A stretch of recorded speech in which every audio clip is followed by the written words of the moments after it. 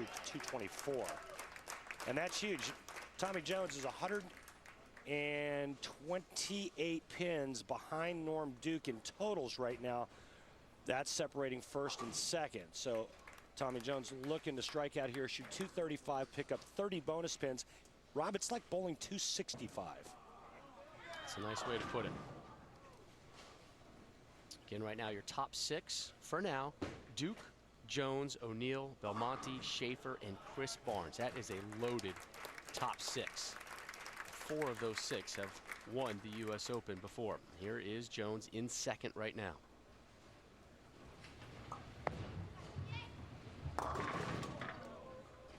Well, now Norm Duke can step up and strike out and win this match. And again, winning match is paramount at a U.S. Open. Pins are so hard to come by.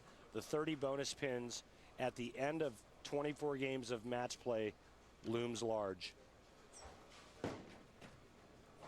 Jones trying to shake that one off. Last time we saw him late January, he finished 4th at the one-a-day Earl Anthony Memorial in Dublin, California.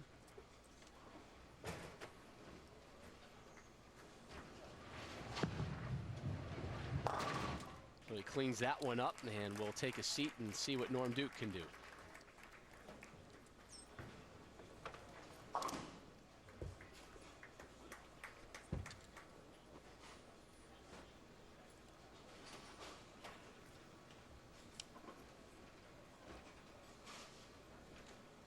Norm Duke needs all 3 in the 10th to win by 1. And Duke right now, your tournament leader.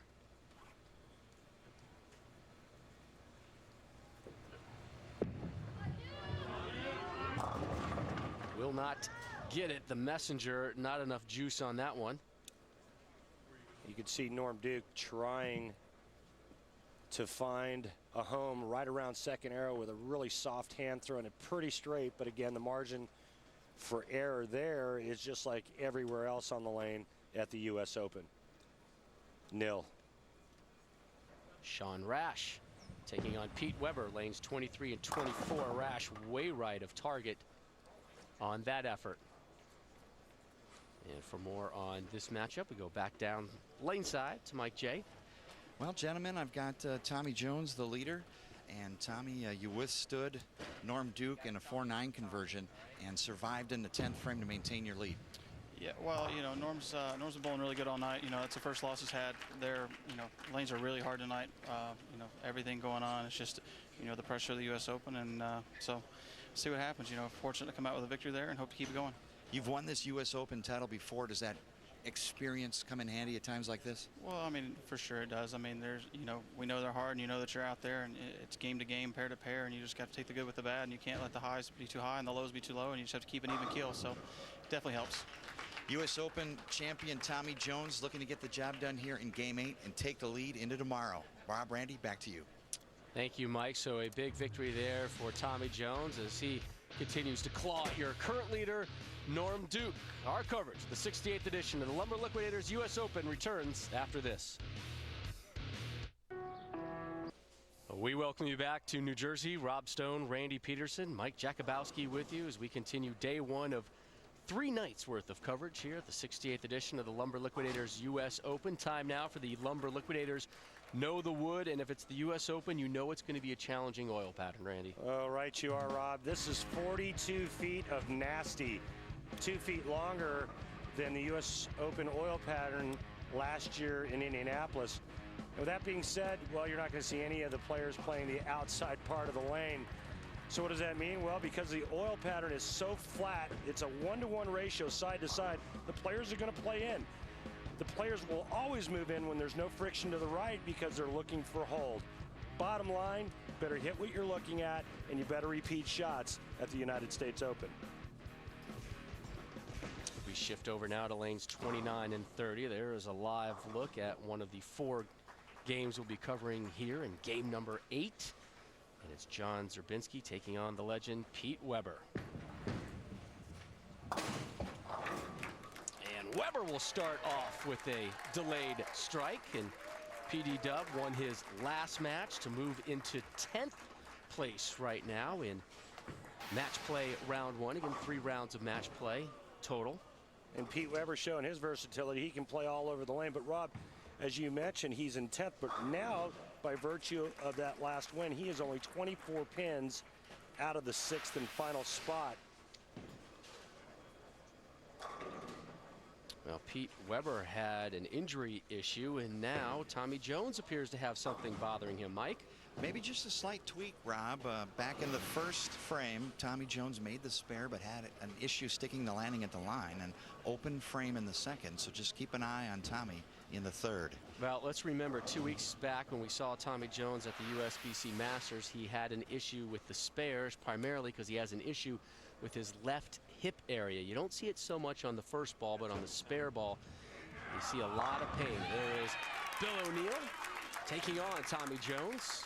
Game number 8 over there on lanes 21 and 22. Again, we are covering 4 games right now across 8 different lanes. Here's Jason Belmonte taking on Norm Duke, and he is able to pick that one up over on lane 23.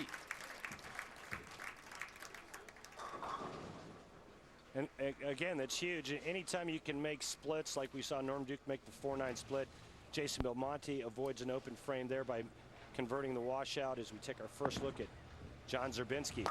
There's his effort in the second, so a strike after that 9 spare. John Szczerbinski from North Tonawanda, New York, works in Jack Jurek's Pro Shop. The bowler's choice, one of our favorites, Jack Jurek. Right of target there was your defending U.S. Open champ, Bill O'Neill. Here's Pete Weber taking on Szczerbinski. Weber's effort here in the third, coming off a strike in the second. Right through the nose. And again, that's huge. When you go through the nose here, which is so easy to do, you avoid the big split. And Pete leaves himself a relatively easy spare. And O'Neill leaves an open frame as well as we flick back to the Weber-Szczerbinski matchup. Pete looking for a spare here. And he'll get it. So spare, strike, spare. See, I said relatively easy spare. Yes. I listen to you, my friend. Here's Tommy Jones taking on Bill O'Neill. Spare open frame thus far for TJ. And starting in front of the ball return there. Getting back to that issue with the hip, Tommy had an MRI done, Rob. He's got a bone spur that's irritating the nerve in that hip. And that's what's causing him all the discomfort. And he's had a series of MRIs to try and find out what the problem is. So some new news there on the Tommy Jones front. Man, look how far left he is. All over that left gutter. It almost went Brooklyn there on that effort. Here he is to try and convert the spare in the third.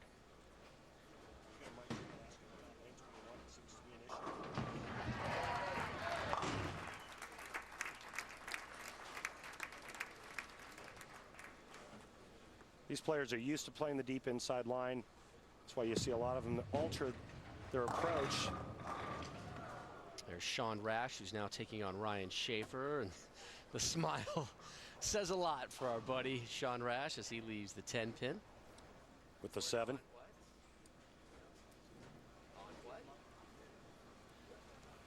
Mike J standing by with the report on Norm Duke. Here is his effort in the third off a strike and an open frame in the third. Mike, what's going on with Norm? Well, you always look for the opportunity for Norm Duke to work the crowd, and sometimes he uses adversity to get himself back into a match. And we saw him make the 4-9 but ultimately lose there, but he uses those little moments to gain momentum with the crowd to complement his great Hall of Fame physical game. We saw that 2 years ago, guys, at the World Series of Bowling in Detroit, where he fell into a big early hole. And look at that scrappy strike from Jason Belmonte over on lane 24 as he is taking on Norm Duke right now. A lot of speed, a lot of revs. He's moved a little bit right. I'm not sure if he's changed equipment, something that maybe is a little bit weaker or less reactive, but he has definitely moved right on the pair of lanes that he's on with Norm Duke right now, which is 23 and 24. We begin the fourth. Belmo looking for a double here.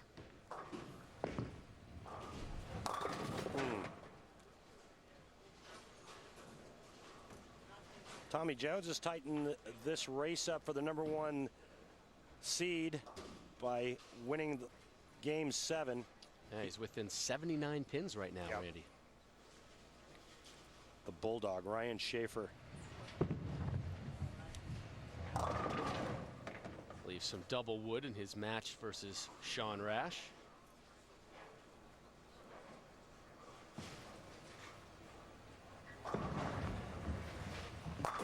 And Jason cleans that one up in the 3rd, so it's been nothing but spares for him thus far in his Game 8 versus Norm Duke. More live coverage from Jersey when the U.S. Open returns on ESPN2. And we welcome you back to the Brunswick Zone Carol Air here in North Brunswick, New Jersey. Rob Stone, Randy Peterson, Mike Jakubowski with you. As for the first time ever on national television, we present match play coverage of PBA action. We are in the midst of round 1 of 3, covering 8 lanes of coverage. We'll know tomorrow afternoon which 6 bowlers will make it to the TV finals, and our coverage of that one begins tomorrow at 10 p.m. Eastern here on ESPN2. On Sunday, the final 3 at 3 p.m. Eastern. It'll be a fun one. This is the 4th and final major of the season. And time now for the More of What Matters to You fan question of the day, brought to you by the makers of One A Day, and it's for you, Randy. The PBA has a long history here. What is your favorite memory of bowling here?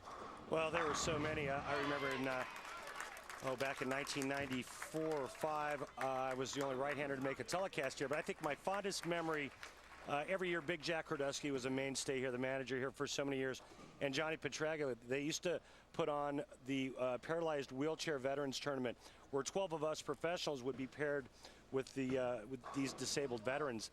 And in 1994, we took a break from action during the tournament to go in the lounge, have some lunch, and watch Johnny Petraglia bowl on television. It was the national championship, and we all sat there and cheered Johnny on as he bowled a perfect 300 game that netted Johnny about $100 grand. Nice. I saw Johnny here earlier. He's taken in the action, lives in the vicinity here. Here's a live look at Ryan Shafer. His match versus Shawn Rash. Uncorks that one right of target. Gets a little late kick to make that spare easier. And Johnny Petraglia, while we're talking about him, did bowl this week. Did pretty well, did the young man. Yeah, he's going to be 64 here in a couple of days, and Johnny made it to the cashier's round. I think Johnny, his talents, well, let's say they were always underestimated. I think Johnny is probably one of the greatest players to ever throw a bowling ball in this tournament. He's still proving that he's got game, going on age 64. There's Shafer looking for a 3-bagger here. Take that back. Obviously, his first shot was not a strike. Hard to get a 3-bagger when you're going for a spare. We're working on a intricate scoring system, which is just a smidge delayed at times for us, as you see what Shafer's done. And there's Pete Weber again having an injury issue. Jason Belmonte taking a seat as he's in the midst of his match versus Norm Duke. Here is Shawn Rash taking on Shafer, lane 28, and Shawn Rash having his difficulties since we've come on the air. And you see Shawn trying to take a page out of Norm Duke's book, trying to throw it real straight. And again, that's what a U.S. Open's all about. Players playing all over the place, trying to find a couple of boards at the target zone where they're looking on the lane to try to get the bowling ball in the pocket. Remember, it's Shawn Rash just missed a spare. You didn't see that, but here's Tommy Jones lofting it on the left lane, lane 21, huge. He was working on a couple of strikes, I think, Rob. At least 2, I can guarantee you that, maybe 3.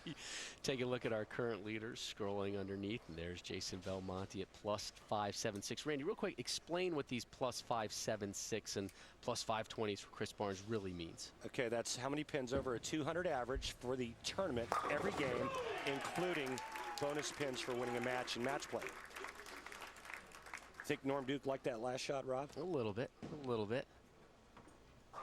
Can always tell by his nonverbals where he is in his world. And remember, talking with Norm Duke, Rob, it's all about winning major championships. Look how close he comes to that foul line. it's really the only thing Norm Duke gets excited about these days, winning majors. Yeah, voted the 7th greatest player in PBA history. For more on the legend from Claremont, Florida, one of many PBA legends from Claremont, Florida, we go down to Mike J. Gentlemen,